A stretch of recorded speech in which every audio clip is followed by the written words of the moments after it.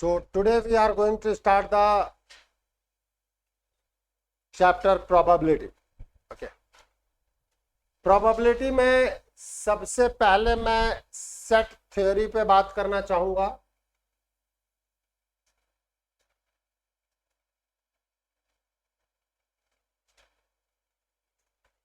Set theory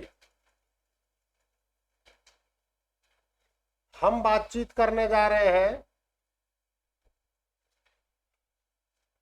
definition लिखो.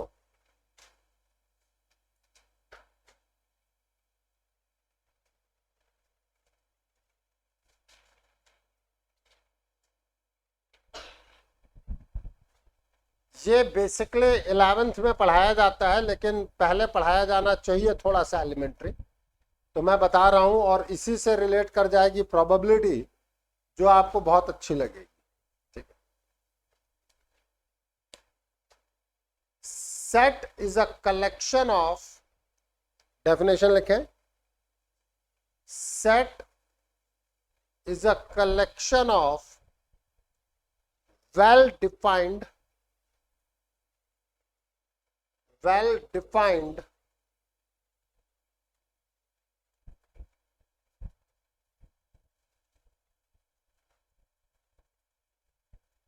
distinct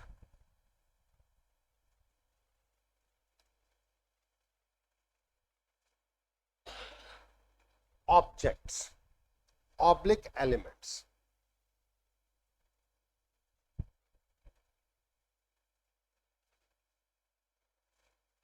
देखो, हमने कहा it is the collection of well defined distinct objects और एलिमेंट्स. हम इसको दूसरे उसमें भी कह सकते हैं कि it is the well defined collection of distinct object. Set is, और का लाइन चेंज करके लिख दो. Set is well defined collection. Set is well defined collection of distinct object.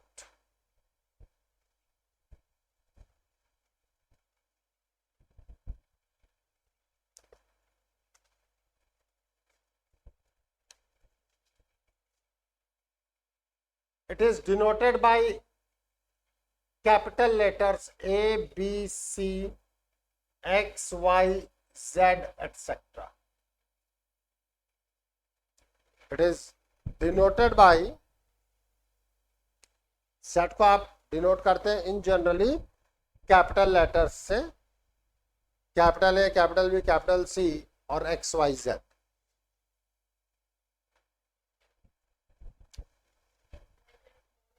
Capital, हर चीज capital, in generally capital letter से इसको हम रिप्रेजेंट करते हैं.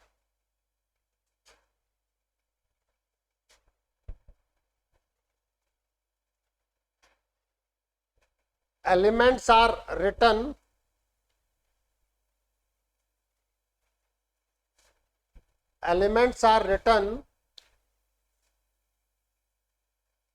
within the bracket.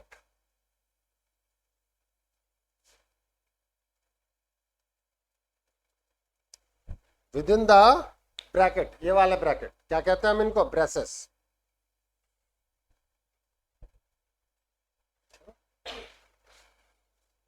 Within the bracket, this elements are separated by comma. Elements are separated by comma. आप elements को separate करेंगे कॉमा से.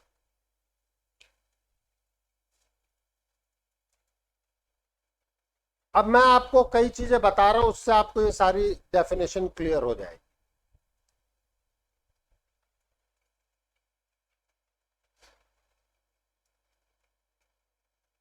क्वेश्चन लिखें. Is the collection of is the collection of intelligent students of 10th class. Is the collection of intelligent students of 10th class of Jaipur city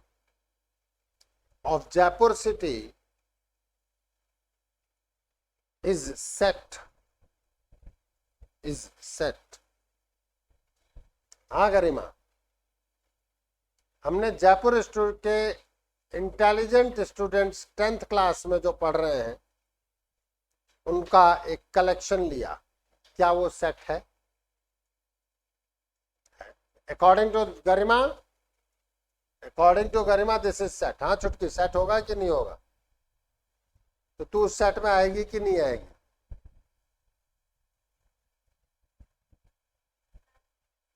पता नहीं. गरिमा, तुम्हारे class के intelligent students का नाम बताओ. नहीं, स्कूल के.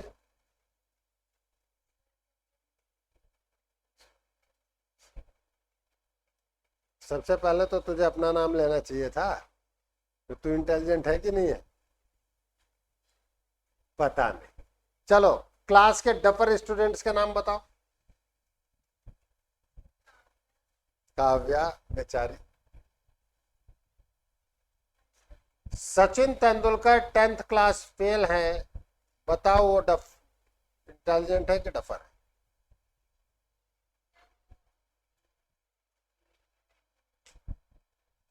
तो मैंने तो आपसे पूछा ही नहीं कि पढ़ने में, मैथ्स के मार्क्स में. मैंने क्या पूछा? Intelligent. It is not a set.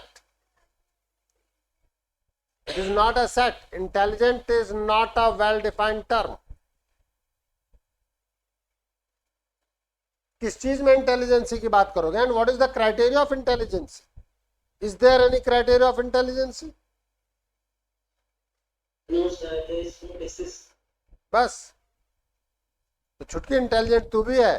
वो ड्राइंग जीती थी ना तूने, मुझे याद है. प्राइज मिला था छुटकी को. पूरा वर्ल्ड में भाग 108 में इसको प्राइज मिला हुआ है भाई. तो intelligence is not a well defined term. लिखो, this collection is not a set. This collection is not a set because उधर light off, because intelligence is not a well defined term. Because intelligence is not a well defined term. समझ में आई? नहीं आई? तू भी intelligent है, नहीं है क्या? मैं भी हूं. हर आदमी इंटेलिजेंट है, इसमें क्या दिक्कत? डिपेंड ये करता है कि किस फील्ड में और किस लेवल पे बात किया जाए. एक अगला क्वेश्चन लिखो, आपको और अच्छा समझ में आएगा जो मैं बता रहा हूं. Collection of students of 10th class in 2023-24 session. Collection of students of 10th class in 2023-24 session. भाई आपका सेशन क्या कहलाता है? 23-24 में ही तो माने जाओगे तुम 10th क्लास के. Of Jaipur city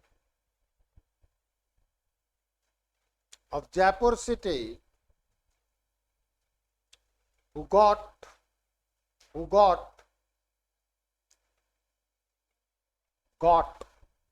गेट को गॉट कह देते हैं ना अपन. who got more than 90% in 9th class. more than, देखो अपनी इंग्लिश कोई बहुत अच्छी नहीं है. मुझे लगता है कि ये ठीक ही लिखा है मैंने. जिसने 9th क्लास में 90% से ज़्यादा मार्क्स लिए हैं, वोट ही आएगा ना, गेट थोड़ी आएगा बेटी। लो ये भी कंफ्यूजन में, ये भी मेरे जैसा, मेरा भाई, ठीक है। तो अब आप सोचो, अब आप सोचो कि ये कलेक्शन सेट है कि नहीं। Yes, sir. मैंने तो ओवरऑल पे बात किया, 9th क्लास का मतलब अब आप पूरे मार्कशीट पे ही बात करोगे ना। Now it is a set. अब आपके सामने भरत भाई आए तो सबसे पहले आप देखोगे अच्छा ये तो दिल्ली में रहता है, हटा, this is not the part of set, this is not the part of set. बात समझ में आ रही है। गौरांगी आई, अब हम कहेंगे भैया मार्कशीट दिखा 9th क्लास की, भाई जयपुर की है ये ठीक है, 10th क्लास में ये ठीक है, अब 9th की मार्कशीट दिखा। अगर 9th की मार्कशीट है और उसमें 90% से एबव है तो आप उस सेट का पार्ट हो, और 90 भी है तो आप उस सेट का पार्ट नहीं हो। मोर देन 90% लिखा हुआ है, एग्जैक्टली वेल डिफाइंड कर दिया हमने। हाँ भाई, हाँ, किसी भी स्कूल का, मैंने स्कूल का नाम तो लिया ही नहीं, लिया क्या, नहीं लिया ना, मैंने स्कूल का नाम लिया क्या, नहीं लिया। मैंने कहा जयपुर शहर के, अब इसमें हमारी हर्षिता भी नहीं आएगी। कार्तिक इस वक्त जयपुर शहर का है क्योंकि 10th उसकी जयपुर में चल रही है, 9th जयपुर में चल रही है। भरत नहीं आएंगे, सिद्धांत आएगा, मानव आएगा, हर्षिता नहीं आएगी, बाकी अनवी नहीं आएगी, अन्विता, क्योंकि ये पुणे से, ठीक है। आप सब आओगे क्योंकि आप सबके सब जयपुर में हो। लेकिन अब भैया 9th क्लास में 90% का क्राइटेरिया भी तो डाल दिया, अब ये भी देखूंगा कि हाँ 90% है कि नहीं है। किसके किसके 90% प्लस हैं 8th क्लास में, सॉरी 9th में, 9th में पूछा है ना, 9th में कहा 90% प्लस वाला। तो आप में से हर्षिता तू तो जयपुर की नहीं है इसलिए बाहर हो गई, उस सेट में नहीं है। मैंने दोनों कंडीशन डाल दिए, स्टूडेंट ऑफ 10th क्लास जो जयपुर में हो, जिसके 9th क्लास में एबव 90% हो। अब आप श्योर शॉट कह सकते हो कि नहीं कह सकते हो कि ये पर्टिकुलर कैंडिडेट उस सेट का पार्ट है या नहीं है या नहीं है। This is the basic theme. अब डेफिनेशन को दोबारा पढ़ो। It is the well defined collection of distinct object.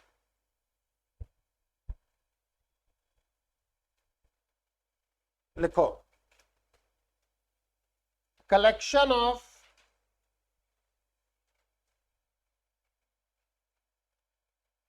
days of a week, collection of days of a week।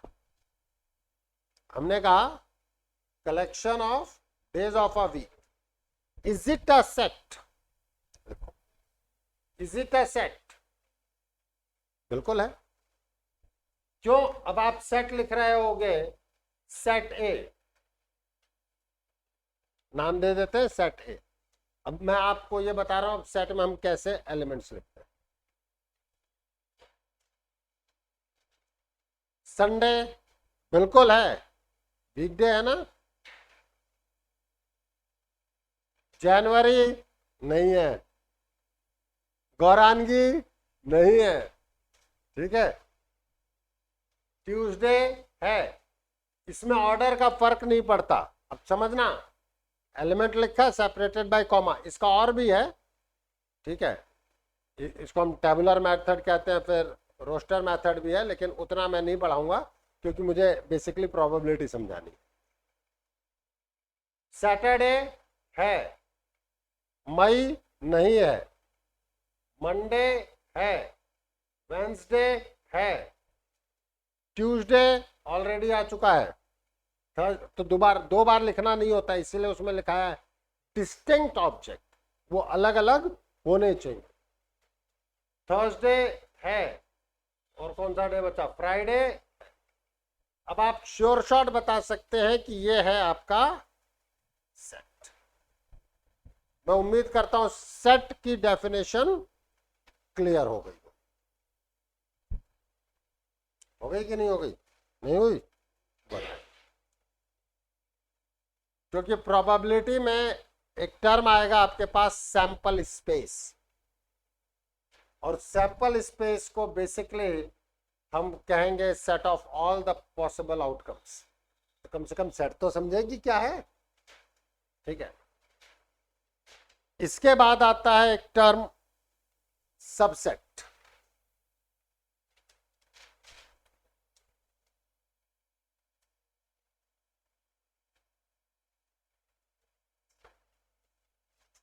देखो सिर्फ उतना ही बता रहा हूं जितना आपको रिक्वायर्ड है, ठीक है। अब एक टर्म है हमारे पास subset.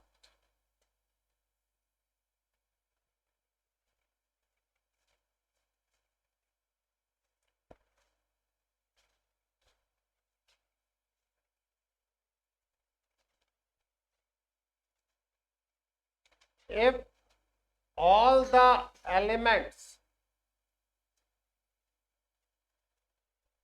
if all the elements of set A is in the set B, then set A is called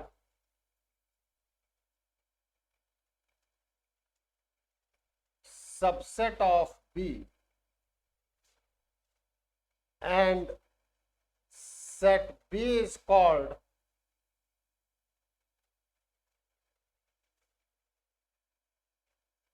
superset of A.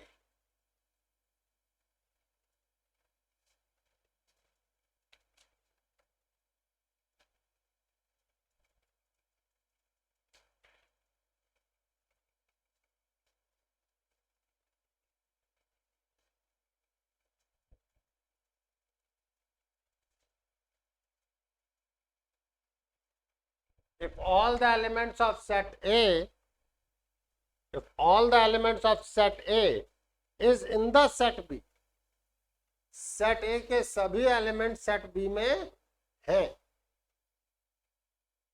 Set B में कुछ एक्स्ट्रा एलिमेंट हो भी सकते हैं, समझना। हम कहते हैं ए 1 3 5, बी 1 2 3 4 5 6 7,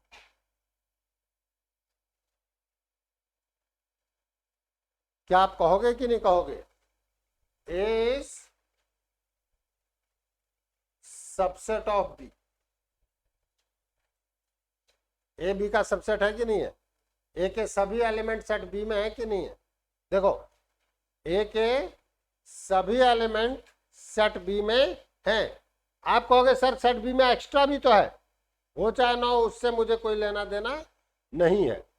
ए के सभी एलिमेंट बी में हैं कि नहीं है, ये इंपॉर्टेंट। हम कहेंगे A is subset of B. Symbol होता है इस तरीके का, इसका मतलब है अगर इस तरीके का मैं सिंबल लिखता हूं तो हम कहेंगे A is subset of, this is the symbol of subset. बिल्कुल है, बिल्कुल है, अभी अगला बताने जा रहा हूं। एक टर्म आता है नल सेट, नल सेट भी सबसेट है सबका। अब वो क्यों है उस पर बहुत ज्यादा बहस अभी हम नहीं करेंगे।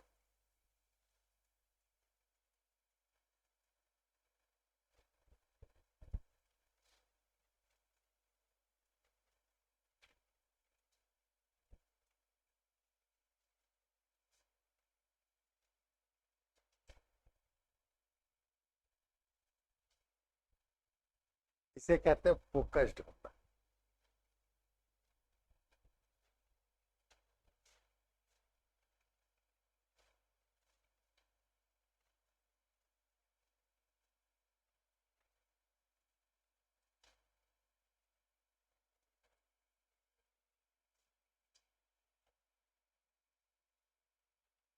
प्लीज, अगर मान लो एक सेट ए दिया 179, एक सेट डी दिया 917, ऑर्डर से कोई फर्क नहीं पड़ता, एलिमेंट किस ऑर्डर में लिखे गए इससे कोई फर्क नहीं पड़ता है। तो मैंने कब मना किया? मैंने कुछ कहा? They are basically equal set, I agree with it. मैंने कहा ना बेटा, मैं बहुत ज्यादा सेट थ्योरी के अंदर नहीं घुसूंगा, जितना काम का उतना करा के आगे निकलूंगा। आपको तो स्कूल में ये भी नहीं कराया जाएगा, प्रोबेबिलिटी खत्म हो जाएगी, देख लेना। हाँ, हो गई? कुछ बताया था सेट के बारे में, देख लो। मैं तो कम से कम मैंने इसीलिए कहा ना, नंबर जो आएंगे सो आएंगे, तुम्हारे को नॉलेज अच्छा मिलेगा यार। अब देखो, क्या सी के सभी एलिमेंट डी में है कि नहीं है? सी के सभी एलिमेंट डी में है। तो अगर सी के सभी एलिमेंट डी में है तो सी इज सबसेट ऑफ डी। अब हमारी गरिमा कहते हैं साहब डी भी तो है, agree, D is subset of C. और अगर दोनों ही एक दूसरे के सबसेट है, मतलब बेसिकली दोनों इक्वल है। क्या फर्क पड़ता है यहां पर डी है कि नहीं है, इसके सभी एलिमेंट इसमें है कि नहीं है? तो डी इसका सुपरसेट भी है और सबसेट भी है। जब सुपरसेट और सबसेट सेम हो जाएंगे तभी तो वो इक्वल होंगे। समझने की कोशिश करो, इसके सभी एलिमेंट इसमें है कि नहीं है? है? इसके सभी एलिमेंट इसमें है कि नहीं है? डन, यही समझा रहा हूं। क्या? Every set is subset of itself. समझा भी मैं यही रहा हूं, every set is subset of itself.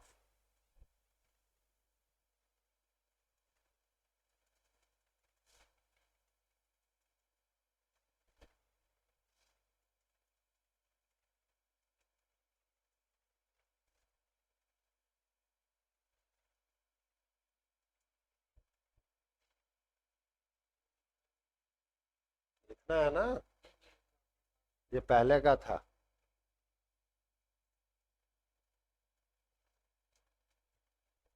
पहले का इसलिए छोड़ा हुआ था कि कोई नोट कर रहा हो तो वो नोट कर ले।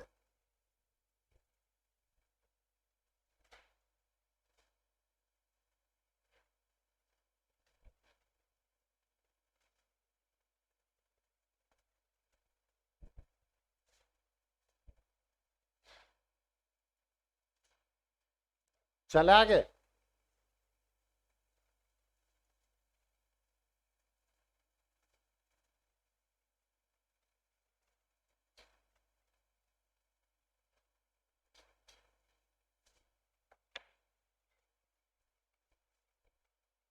एक टर्म होता है नल सेट,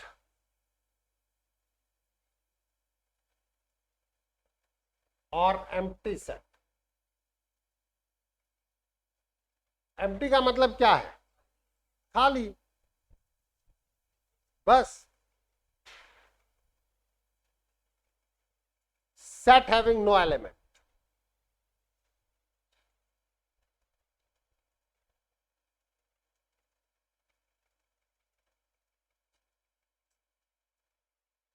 आप कहेंगे सर ऐसा कैसे हो सकता है? क्यों? In boys school set of the girls student, zero नहीं, नल, कोई नहीं आएगा। In a boys school number of girls student, तो नल है, उसके अंदर कोई भी एलिमेंट नहीं आएगा। एक चीज आप याद रखना, मैं इस पर बहस नहीं करूंगा, ये एक नेगेटिव डेफिनेशन से समझा जाता है, बट अभी आपको याद रखना है। क्यों? क्या? null set is subset of every set।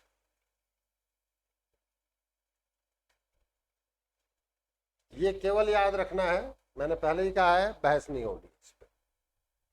बहस करेंगे 11th क्लास में जो मैथ्स है, तब 11th में डिस्कशन करेंगे।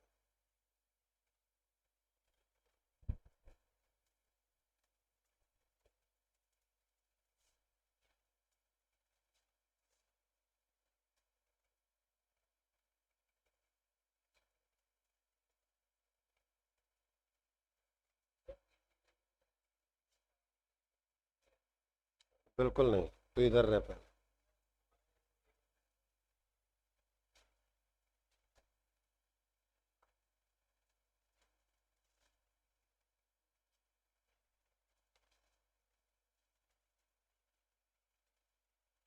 अब आप कुछ चीजों को सोचना शुरू करो।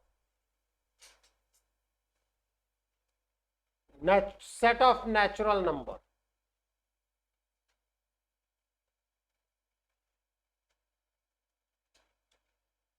एन से रिप्रेजेंट करते थे आप।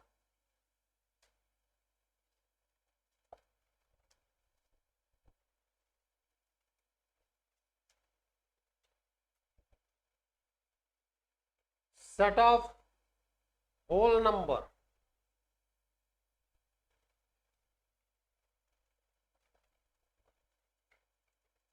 दिख रहा है कि natural number is subset of whole number.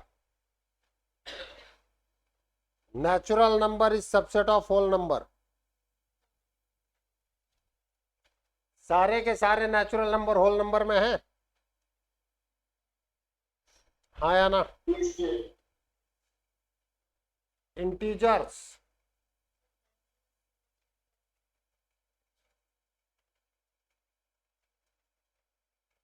जिसको आप आई ऑब्लिक जेड से रिप्रेजेंट करते हैं, -3, -2, -1, 0, 1, 2, 3, 4।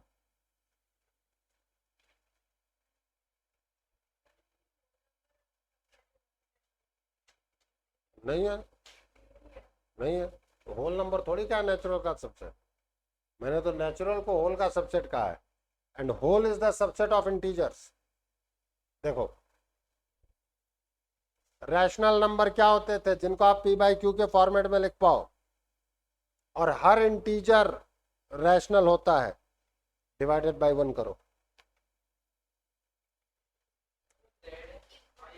जेड, आई और जेड, इंटीजर को आई से भी रिप्रेजेंट करते हैं, जेड से भी रिप्रेजेंट करते हैं।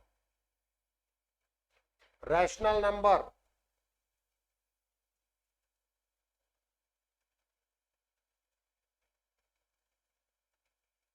क्यू से रिप्रेजेंट करते हो आप। Number which can written in the form of P by Q, where P and Q belongs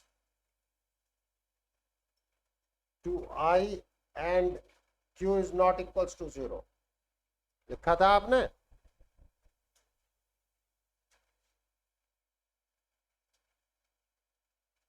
Every integer is rational number।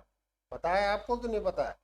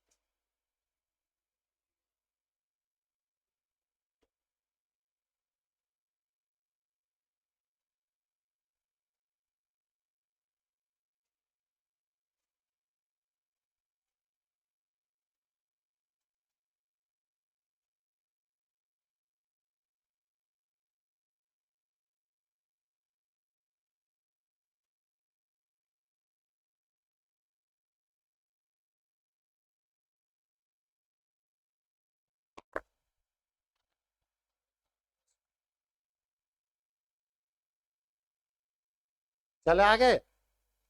तो ये समझ में आता है कि नहीं समझ में आता है कि क्यू जो है वो इंटीजर को इंक्लूड करेगा करेगा। जब आपने कह दिया हर इंटीजर रैशनल है, नहीं समझ में आ रही? पक्का ना? वो कल सारे डेफिनेशन पूछूंगा, आगे बुलवाऊंगा। चले आगे।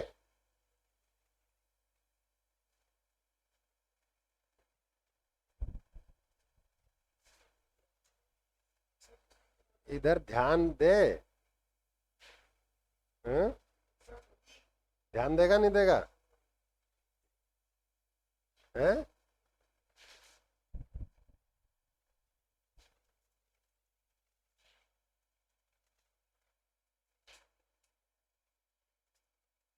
रियल नंबर क्या होते थे? आपने पढ़ा है 9th क्लास में रियल नंबर। रैशनल और इरेशनल दोनों का कंबाइंड, तो उसी को हम कहते हैं कि it is the all the collection of the rational as well as irrational number. तो सोचो रियल नंबर, अब मैं आपसे कहना चाहता हूं, क्या नेचुरल नंबर सबसेट नहीं है होल नंबर का? क्या होल नंबर सबसेट नहीं है इंटीजर्स का? क्या इंटीजर सबसेट नहीं है रैशनल का? और रियल में तो रैशनल और इरेशनल दोनों आते हैं। This is the subset of real.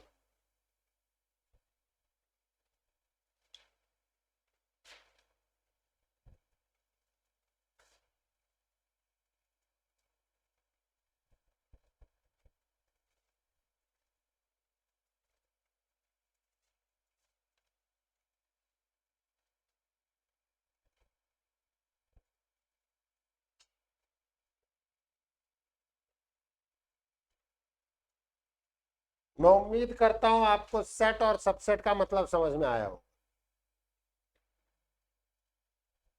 अब प्रोबेबिलिटी बेसिकली शुरू हो रही है।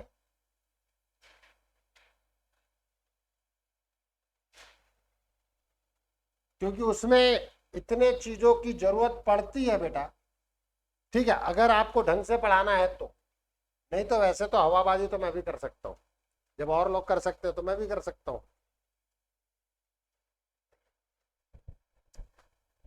स्कूल में खत्म हो गई ना प्रोबेबिलिटी? खत्म ना? चल बता, रैंडम एक्सपेरिमेंट क्या होता है? What do you mean by random experiment? तुम्हारे भी स्कूल में हो गई प्रोबेबिलिटी? बताइए यार, सारे स्कूल बहुत आगे चल रहे। मतलब पूरा बुक ही खत्म हो गया या उन्होंने भी बीच में उठाया? नहीं, स्टैट भी उठा लेंगे वो तो ठीक है। पूरी बुक हो गई? हाँ, अच्छा फिर। हाँ, चलो बढ़िया है। मैं ये देखूं कि, हाँ, ना आप लोग पूछते हैं ना वो बताते हैं, वो एक अलग चीज है, मैं जरूर बताऊंगा। प्रोबेबिलिटी की तीसरी लाइन में रैंडम वर्ड यूज किया गया। अरे पुरानी बुक में भी रैंडम वर्ड यूज किया गया। बिना रैंडम वर्ड के जल्दी आएगी ही नहीं। अभी देखना पड़ेगा कि इसमें कहाँ यूज किया गया। ये रहा, पुराने बुक में भी पीछे है और नई बुक में भी आगे है। इसीलिए हमें सबसे पहले ये पता होना चाहिए what do you mean by random experiment. एक टर्म है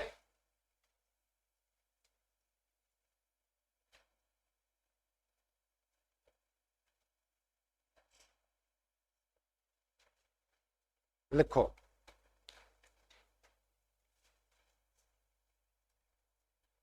भरत भाई तुम्हारे स्कूल में भी खत्म हो गया है प्रोबेबिलिटी? ठीक। रैंडम एक्सपेरिमेंट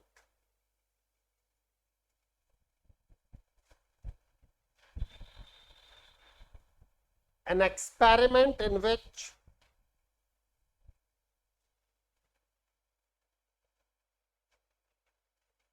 an experiment तेरे स्कूल में हुआ नहीं हुआ? An experiment in which all the possible outcomes are an experiment in which all the possible outcomes are known in advance. Known, पहले से पता हो. An experiment in which all the possible outcomes are known in advance, but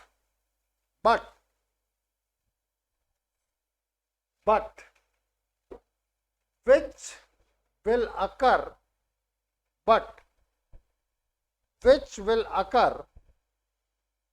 is not known.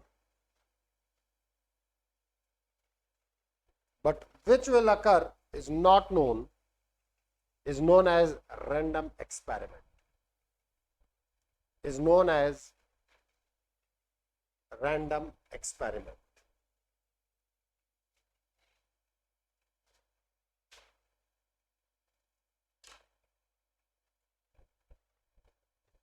Throwing a dice. Example लिखो. Throwing a dice is a random experiment. Dice, अबे पासे. Throwing a dice is a random experiment.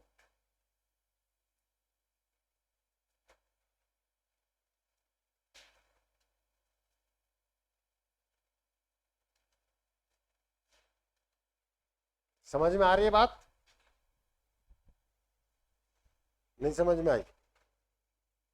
भाई 1 2 3 4 5 6 इसी में से कुछ आएगा, but क्या आएगा तुम्हें पता नहीं. पता है क्या? अब समझ में आया कि रैंडम एक्सपेरिमेंट क्या होता है. अगर किसी tossing a coin is a random experiment, तो यार ये बताना नहीं चाहिए क्या टीचर को? अगर प्रोबेबिलिटी की आप शुरुआत कर रहे हो, पहले बताओ तो सही कि रैंडम एक्सपेरिमेंट होता है क्या. हम पूरी प्रोबेबिलिटी खत्म कर लेते हैं रैंडम एक्सपेरिमेंट बच्चों से. पूछा ना मैंने आपसे. अब अगर बताया ही नहीं है टीचर ने, तो बच्चों को पता कहां से हो? 10th 12th class 100 out of 100 पाने वाले बच्चों से मैंने पूछा what is the point of maximum. Aggregate percent 93 94%. उनसे मैंने पूछा what is the point of maxima. वो पूरा मेथड बता रहे हैं कि मैक्सिमा निकालते कैसे हैं, but they are not able to tell what is the point of maxima. Definition क्या? ये तो हमारी एजुकेशन सिस्टम होती जाए, और इसमें मैं उस बच्चे का दोष नहीं डाल रहा, लेकिन दोष तो है ना. हम भी तो नहीं पूछते. दोष तो है. शॉर्टकट सबको ही चाहते हैं. खैर, एक टर्म है हमारे पास सैंपल स्पेस. इसके बारे में कुछ बताया?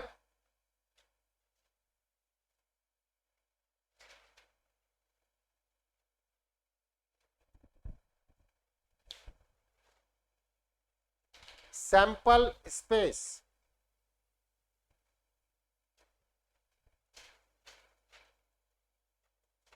set of all the possible outcomes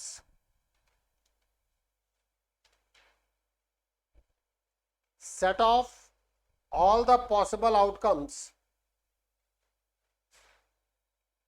is known as sample space. Set of all the possible outcomes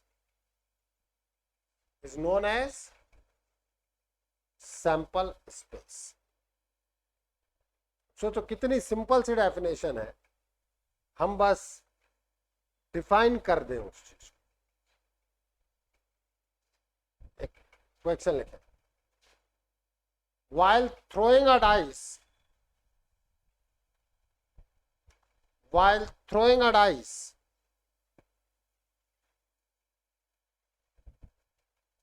sample space is S जो होगा आपका, इन जनरली हम इसे एस से रिप्रेजेंट करते हैं, 1 2 3 4 5 6, 1 2 3 4 5 6। अब समझ में आया मैंने पहले सेट क्यों पढ़ाया? कम से कम तुम समझो तो सही कि इसको जो मैं ब्रैकेट में लिख रहा हूं वो है क्या। While tossing a coin, while tossing a coin, sample space is head, comma, tail.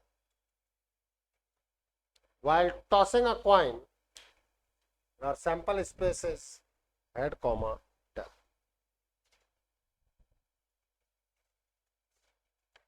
कल हम देखते भैया सामने है भाई, जब तू कॉइन टॉस करता है क्या क्या आता है बता दो।